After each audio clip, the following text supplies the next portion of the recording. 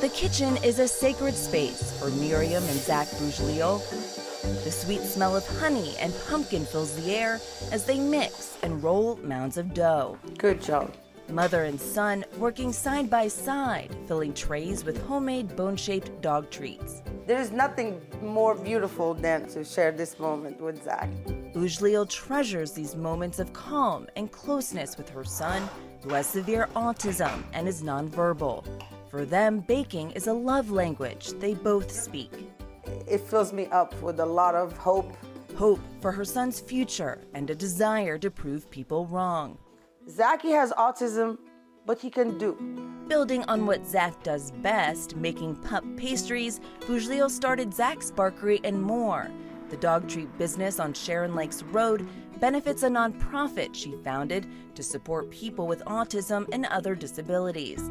She says the store will offer employment opportunities. If someone with high function autism, and just to teach him like life skills as far as customer service maybe. And proceeds will help fund Blue Angels House, a communal living home for young adults with high-functioning autism. We passed the inspection for building and everything. The house in South Charlotte still needs approval from the state. It features a large activity space that can be used for fundraisers or rented out for events. The money will help supplement tenants who don't receive government assistance. We still need more for our students and our adults with disabilities, more opportunities, more career paths. Tracy Falda is Zach's teacher at Metro School, which serves students with cognitive disabilities in Mecklenburg County. Now 18, Zach is in a transition class for graduates. Falda says they incorporate lessons that will prepare him for his role as an entrepreneur. So we do a lot of skills with him focused on baking, and the other things for the class would be getting his business ready. So we do the labeling for his packaging, we do the boxes. There's also a time for play. For Zach, that's tossing a ball and swimming. He hits the pool daily for a bit of fun and exercise. Falda says working with nonverbal students like Zach is challenging at times, but they find other ways to communicate. He is able to point and do things like that, so it does help. As you get to know him, you know his mannerisms, which is really fun too. Autism spectrum disorder affects 1 in 44 children in the U.S., according to the CDC. It's 4 times more common in boys than girls, and an estimated 40% of people with ASD are nonverbal, like Zach. The disorder varies in severity and is often combined with other disabilities.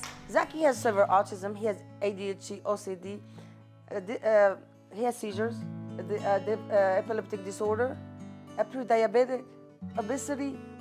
Autism is a lifelong brain disorder that typically appears during the first 3 years of life.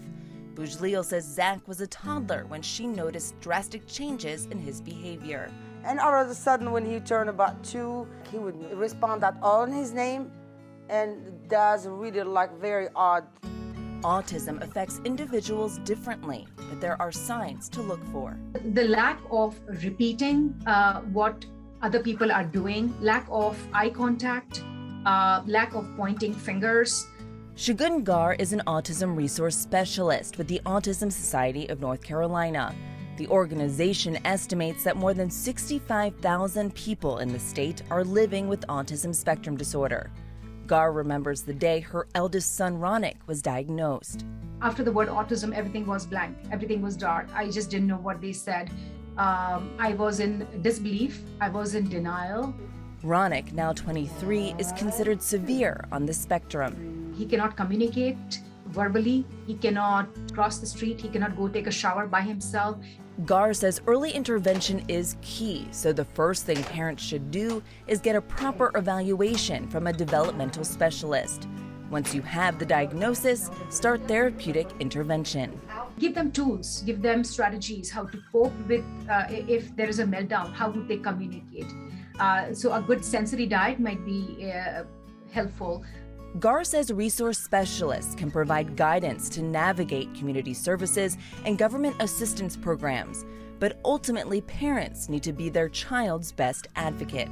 Education is key, understanding what autism is, how to help him, what should be done, talk to people, have a good support system around you. Miriam Boujleel says she's thankful for her mother and teachers like Tracy Falda for supporting her and Zach over the years. She says the mission of Zach's Barkery and More is to pay it forward. God give me long life and health to make sure that I take care of him. I advocate for him and advocate for all kids with autism. As long as she's around, Boujleel says those who can't speak will have a voice. For Carolina Impact, I'm Rochelle Metzger. We hope you enjoyed the story. If you don't want to miss any more great stories about the Charlotte region, please subscribe to our YouTube channel.